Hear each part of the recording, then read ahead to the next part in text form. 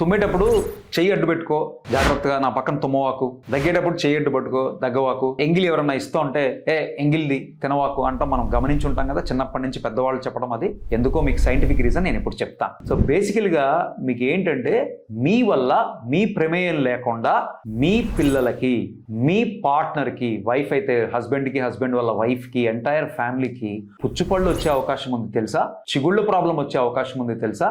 ఎలా? సో మనం షేర్ చేసుకునే యుటెన్సిల్స్ అంటే కంచాలు, పదార్థాలు మనం కలుపుకున్నప్పుడు, లేకపోతే గ్లాస్లో నీళ్లు, కూల్ డ్రింక్స్, టీ, కాఫీ, దీనివల్ల.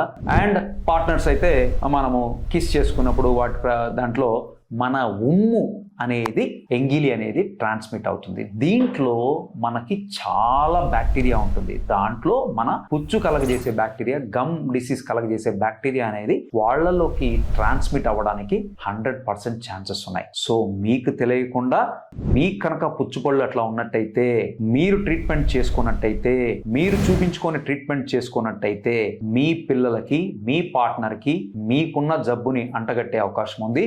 సో కాబట్టి లేట్ చేయకండి, ఇమ్మీడియట్గా మీ దగ్గరలో ఉన్న డెంటిస్ట్కి చూపించుకొని ట్రీట్మెంట్ చేయించుకోండి.